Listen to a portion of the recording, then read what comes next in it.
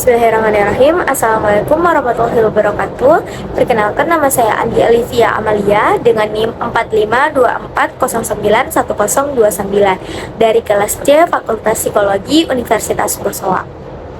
Baiklah, pada kesempatan kali ini saya akan mempresentasikan materi yaitu memahami jenis-jenis karya tulis. Karya tulis ilmiah atau biasa juga disebut dengan karya ilmiah adalah tulisan atau laporan tertulis yang memaparkan hasil penelitian atau kajian suatu masalah oleh seseorang atau suatu kelompok dengan memenuhi kaidah dan etika keilmuan. Karya ilmiah juga biasa disebut dengan tulisan akademis atau academic writing karena biasa ditulis oleh akademisi perguruan tinggi, dosen, dan mahasiswa. Bentuk tulisan ini tentunya juga memiliki tujuan dan manfaat. Nah, adapun pengertian karya ilmiah menurut para ahli, yang pertama yaitu menurut Brotowijoyo, karya ilmiah merupakan karangan ilmu pengetahuan yang menampilkan fakta dan dibuat dengan menggunakan metodologi penulisan yang baik dan benar.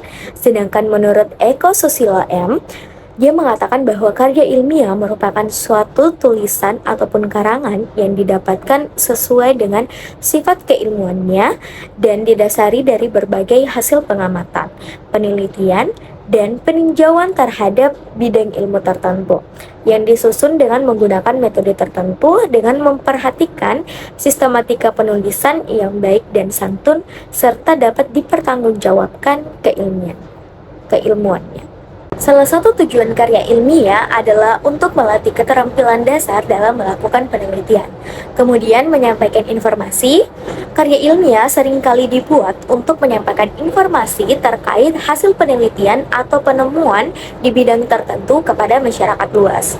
Dengan membuat karya ilmiah, kita bisa berbagi ilmu pengetahuan baru dan berkontribusi terhadap perkembangan ilmu pengetahuan tersebut. Kemudian mengembangkan daya berpikir ketika membuat karya ilmiah mengenai suatu fenomena atau suatu topik, kita akan mengembangkan kemampuan berpikir terhadap isu yang berkaitan dengan topik yang dibahas. Dengan begitu, karya ilmiah juga bisa dijadikan sebagai bahan untuk melatih ide, kreativitas, tingkat pemahaman, atau daya tangkap. Kemudian, sebagai landasan teoritis, karya ilmiah seringkali menciptakan landasan teoritis yang dapat digunakan oleh peneliti atau akademisi lainnya untuk mengambil keputusan, perumusan masalah, hingga mengembangkan penelitian lama agar menjadi penelitian baru yang lebih matang secara konsep dan pemikiran. Nah, adapun manfaat dari penulisan karya ilmiah ini yaitu pertama, menyumbang ilmu pengetahuan. Karya ilmiah berisi ide atau gagasan mengenai suatu fenomena yang diteliti. Penelitian dalam karya ilmiah tentunya dapat menjadi dasar bagi penelitian berkelanjutan untuk menciptakan hasil yang lebih baik dalam bidang tersebut.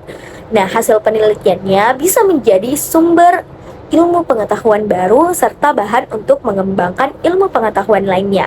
Yang kedua yaitu pemberdayaan masyarakat. Karya ilmiah sifatnya publik dan bisa diakses oleh masyarakat sehingga lewat karya ilmiah kita dapat memberdayakan masyarakat dengan pengetahuan ilmiah. Kemudian yang ketiga yaitu peningkatan kualitas pendidikan. Selain itu, karya ilmiah juga sering dijadikan sebagai sumber pembelajaran di institusi pendidikan tinggi. Mahasiswa dapat memanfaatkan karya ilmiah untuk memahami konsep-konsep yang lebih kompleks hingga mengembangkan keterampilan mereka di bidang ilmiah. Nah, perlu kita ketahui juga apa sih ciri-ciri dari karya ilmiah itu. Nah, ciri-ciri dari karya ilmiah yang pertama yaitu sistematis. Susunan teks dalam karya tulis ilmiah dibuat teratur. Kemudian logis, isi dari karya tulis ilmiah dapat dipahami dan dibenarkan oleh akal sehat. Kemudian objektif, pernyataan yang ada dalam karya tulis ilmiah didasarkan pada pandangan umum, bukan pada pandangan pribadi penulis. Kemudian faktual, kebenaran karya tulis ilmiah didasarkan pada kenyataan yang sesungguhnya, tidak imajinatif. Nah, ada beberapa jenis-jenis karya ilmiah. Yang pertama yaitu artikel. Artikel adalah tulisan yang berisi pendapat subjektif tentang suatu masalah atau peristiwa.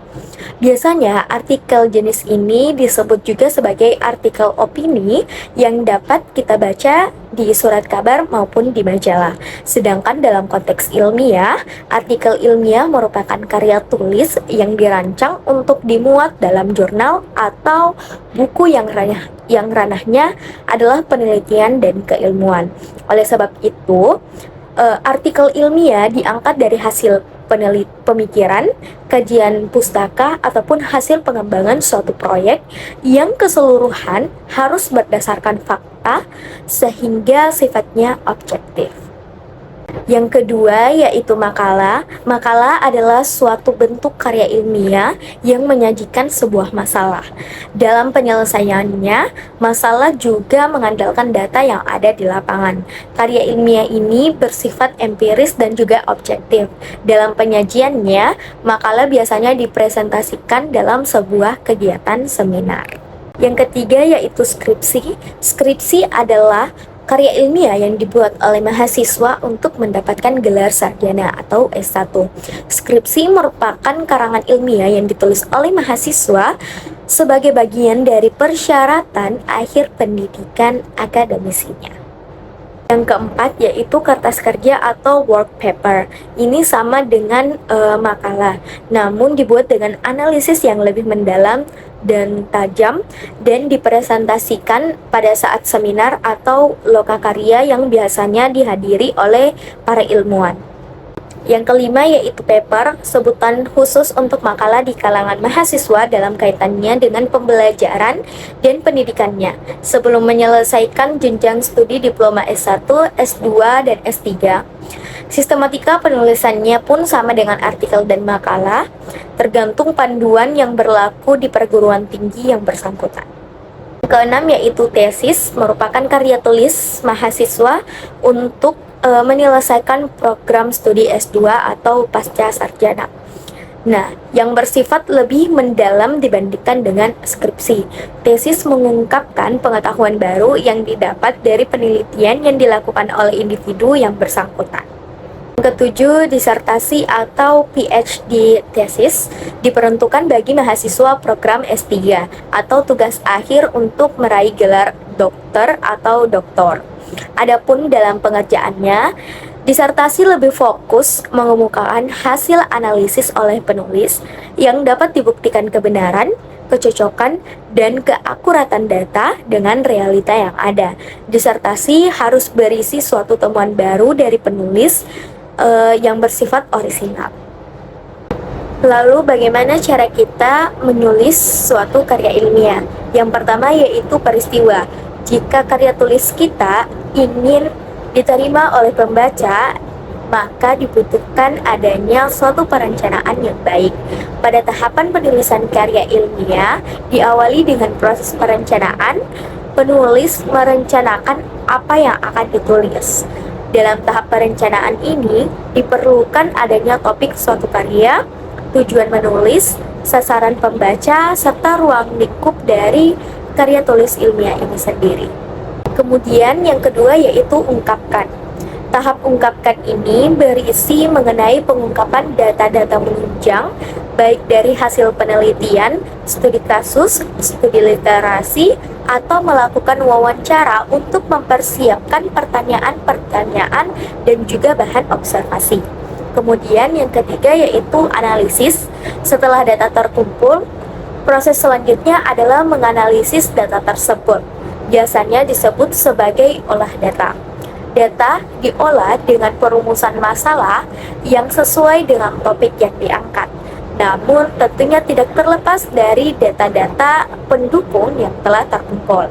Pada tahap ini juga dimulai untuk membuat kerangka atau draft karya tulis ilmiah. Namun jangan lupa, kita tidak boleh lupa untuk mengkaji dahulu permasalahan yang muncul dari mulai tahap perencanaan, pengumpulan data, sampai dengan analisis ini berlangsung. Keempat yaitu kesimpulan. Tahap kesimpulan menjadi jawaban dari uraian peristiwa yang muncul dalam merancang penulisan sebuah karya tulis ilmiah. Kesimpulan dapat menjadi penjelas bagi penulis dan pembaca, karena biasanya semua yang terlibat akan lebih paham dan jelas setelah muncul kesimpulan. Kemudian kelima yaitu terapkan perencanaan penulisan yang rapi dan sistematis tidak akan menghadirkan manfaat jika tidak diterapkan dengan baik. Penerapan dalam pembuatan karya tulis adalah mulai menulis. Adapun struktur dari karya tulis ilmiah ini, yang pertama yaitu halaman judul, yang kedua abstrak, yang ketiga pendahuluan, yang keempat kerangka teoritis, yang kelima metode penelitian, yang keenam pembahasan, yang ketujuh kesimpulan dan saran, dan yang kedelapan adalah daftar pustaka. Demikianlah materi yang dapat saya sampaikan, kurang dan lebihnya mohon dimaafkan. Wabillahi taufiq wal hidayah. Wassalamualaikum warahmatullahi wabarakatuh.